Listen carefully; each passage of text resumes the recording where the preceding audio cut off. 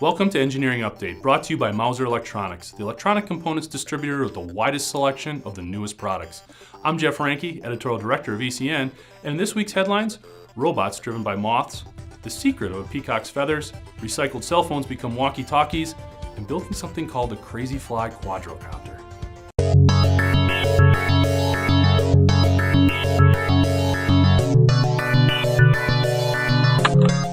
In case you are looking for a more dramatic way to steal competitive data, hack Facebook accounts, or just expand your overall disruptive capabilities, a build-it-yourself quadcopter called CrazyFly is now available. The CrazyFly is a development kit and hacking device designed by Sweden's BitCraze that can fly. All the electronics come together on one board with the total copter measuring 9 centimeters long and weighing about 19 grams. The kits include a 4-layer low-noise control board with a 32-bit MCU and 128 kilobytes of onboard flash memory. The CrazyFly kit also includes a USB radio, 4 motor mounts, 5 DC motors, 2 sets of propellers, and a 170 milliamp lithium polymer battery, which gives CrazyFly a flight time of up to 7 minutes. Information capture comes via a small camera. The 2.4 GHz Nordic Semiconductor's radio chips facilitates communication between the device and a Windows or Linux computer with a range of up to 80 meters. CrazyFly is shipped pre-programmed and ready to receive wireless updates from a host PC through a radio bootloader. The CrazyFly kits feature 3-axis MEMS gyros with an accelerometer as well as altitude and direction sensors. The hardware is supported by an open source development platform and available for download at the BitCraze website. So we've got a small flying device with a built-in camera and wireless communication. The noise you just heard, that was YouTube actually blowing up. Scientists at the University of Tokyo have found inspiration for advancements in their autonomous sensory-driven robots by examining male silk moths looking for love. Their new 2-wheeled robots are piloted by male silk moths in search of a special lady.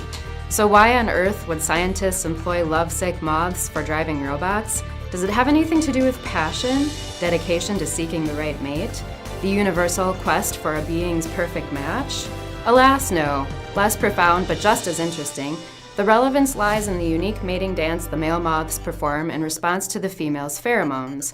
As the male moves towards the female, his dance varies between straight and zigzag, while taking multiple turns and 360-degree loops, similar to how most males approach their female counterparts in a social setting, but with variables such as alcohol consumption and social awkwardness playing a much more significant role. And search around town. I know this guy.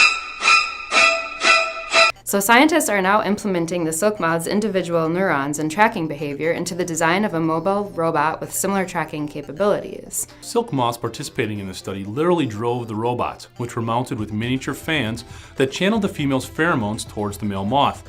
When the moths on board the robot moved toward the scent in their characteristic dance, an optical mouse sensor detected the movements and steered the robot along the same course the moth chose.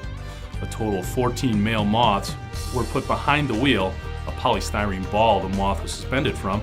The technology used by these moth-driven robots may advance the future of sensory-detecting robots, and researchers are hoping to ultimately create robotic units for detecting gas leaks and rescuing disaster victims trapped in debris. The University of Michigan is mimicking the kind of iridescent structural color found in peacock feathers, with the hopes of improving the capabilities of high-resolution reflective color displays. Engineers have long sought to replicate this kind of multi-angular structure while using iridescent color, as it improves reflective displays in devices like e-book readers. Now, Jay Guo, professor of electrical engineering and computer science, has been able to lock in certain parts of a wavelength, thereby stabilizing the reflected hues despite changes in the angle of view. To do this, the team etched nanoscale grooves into a glass plate, similar to a technique used and involved in the manufacture of computer chips. Each groove was smaller than a human hair, no larger than the width of 20 microns. After coating the glass in silver, the light, which was made of electric and magnetic field components, created a polarization effect when hitting the silver. The polarized charge on the surface increased the electric field that pulls and traps a particular wavelength of light. By etching the small grooves into the material, the engineers were able to study the way it traps color. When the light is funneled into the nanocavity, which is smaller than the wavelength of light, they were able to achieve color resolution beyond the diffraction limit. This is significant research for the kinds of backlit screen displays of tablets, LCD TVs, and computer monitors that are difficult to read in daylight. The researchers also claim that the technology could be used in improving data storage, cryptography, and invisible anti-counterfeiting techniques for sensitive documents. UK environmental enthusiast Sean Miles was seeking to raise awareness when he created the shoe phone, targeting the excessive number of cell phones being tossed away each year and each containing materials known to be environmentally unfriendly. Miles has incorporated these old phones into footwear, totally wearable and usable by combining Nike with Nokia. The phone is literally embedded into the shoe bed, while the keypad is incorporated into the sole of the shoe. Miles hopes that the shoe phones will raise awareness and get people thinking about new ways to reuse their old devices. Also in development from the man who wants to put old feet in your mouth, upcycled phone-embedded gadgets such as handbags and gloves.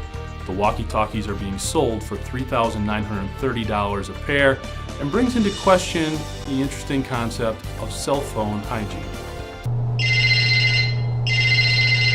Yeah, it's definitely a dropped call right there. That wraps up this week's report. I'm Melissa Barnes, and this has been your Engineering Update.